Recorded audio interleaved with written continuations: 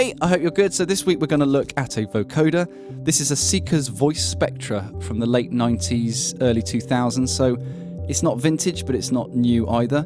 But it's an analog vocoder, so it's more like a classic vocoder in its setup, as I'll show you. So let's have a quick look at the dials. So on the far left, we've got the input, and absolutely anything can come in as the modulator here. And you've got mic level or line level. You set the input level here, and then you've got compression, which is really handy.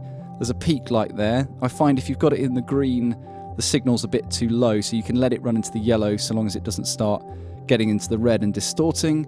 Then you've got your carrier section. Anyone who's used a vocoder will be familiar with modulator carrier. And you can set that to external and bring in anything you want here and set the level. But then you've got another option where you go internal and you can go to an oscillator here. And you can set the frequency. Or you can go to speech tracking, which can be 1 octave or 2 octaves down, and that tracks your voice rather than it being locked to the oscillator. I'll show you all this as we go through. Then we've got a mix of your modulator and carrier, so you can have it all the way to carrier or all the way to the modulator, or a mix of the two. Then you've got this setting which is called Unvoiced, which adds white noise, which emphasizes T's and S's to make the speech more legible. I find you only need a tiny bit of that, otherwise it starts getting really sibilant and harsh. And then you've got an output volume, and then output and phones. And that's it, so let's get in and look at some classic vocoder sounds. So I've got the vocoder behind me down here, and the classic thing to do is use your voice as the modulator, and then use a polysynth as the carrier. So if you sing into a mic and then play a chord, you'll get this kind of classic sound. This is the sound of a chord on the judo, and if I change the judo, it'll track the chord to give me the classic vocoder sound. Yes, it does. So that's a sound I'm sure you're all really familiar with. And the cool thing about it is it's dynamic, so if I sing loud or quiet, it will follow that.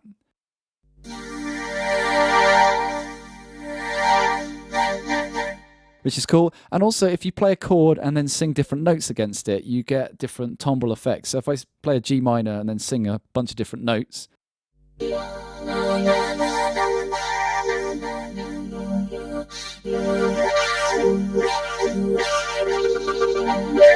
so you've got quite a lot of expression with your voice as well as the carrier signal. So just using this basic technique, I've come up with a simple little ditty.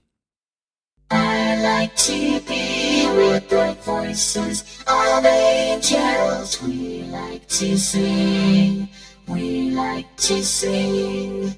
There was a time when the sound was ineffable. We like to sing, we like to sing of love.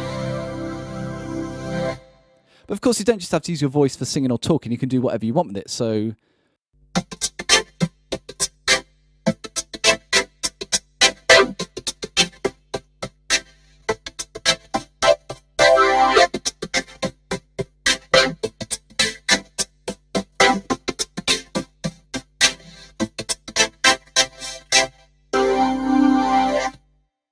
and anything else you want.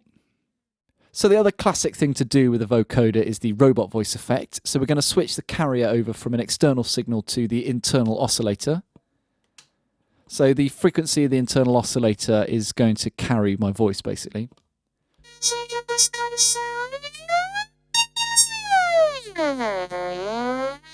Intergalactic planetary, intergalactic planetary. Don't stop moving to that. So I'm sure you recognise that kind of sound. And then the other thing you can do is speech tracking. So rather than it being locked to the frequency of the oscillator, it's going to track the frequency of my voice. So this is 1 octave down.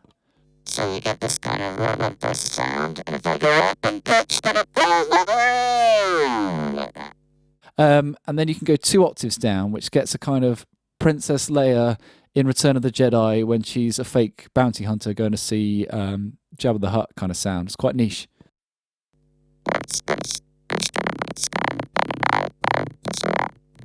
So there's quite a lot of things you can do with the robot voice, and they're all fun, of course. So that's the very basics of the vocoder, but when you consider that anything can be a modulator and anything can be a carrier, you realise that there's a whole world to be found within the vocoder. So this voice spectra will appear in other videos throughout the year. But the entire point of owning equipment, of course, is to make music with it. So the last thing I'm going to do is use the Voice Spectra in a musical context and come up with a little track.